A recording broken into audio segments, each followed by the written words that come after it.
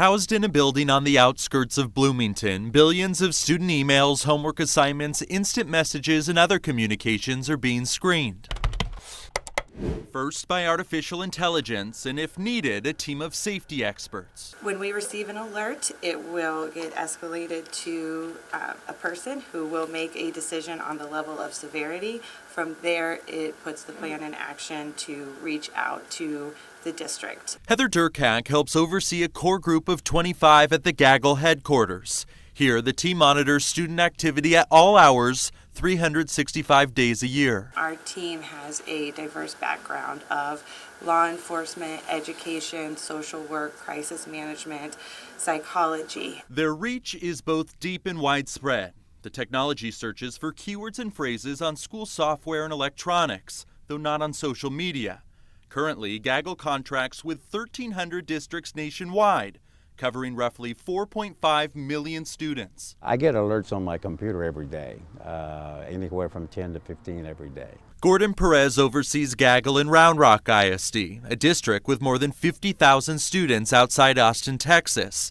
He's among a select group of administrators that receives communication directly from the company's Bloomington office. The phone calls could be any time during the night, and they have been. And when they say check it out, usually it's going to be somebody is going to plan to hurt themselves or somebody's planning to hurt others. Last year, Gaggle alerted Round Rock ISD to more than 8,700 dangerous behaviors.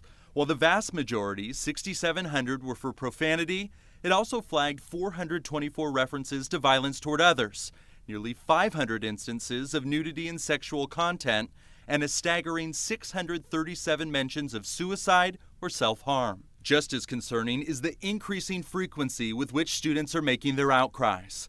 KXAN analyzed Round Rock's data dating back to 2013 and found since then alerts for profanity are up 332%, violence 489%.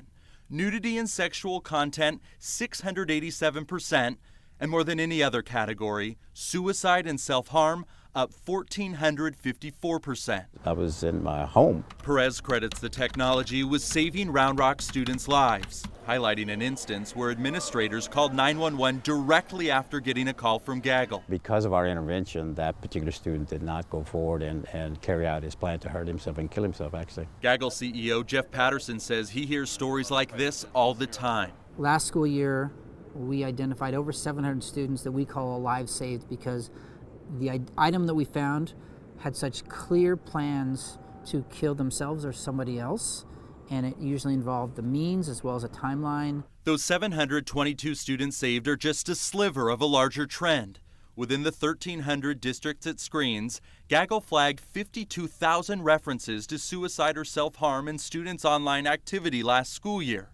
Of these, more than 6,000 were serious enough to merit immediate attention by the district. I think it's part of the solution, right? So the piece that we currently provide is identifying these kids who are making poor choices, who are feeling depressed or in crisis, right? And trying to identify these kids before something tragic happens. But there's a huge need to sort of help these kids once they've been identified. Back in Bloomington, Durkak compares the safety Gaggle provides to protections built in on a playground. We cannot put students in a digital playground without that protection. Gaggle brings that protection for our customers. As a reminder of their work's importance, Gaggle's walls are covered in stars, each representing lives saved. 722 last school year, and already 222 this year.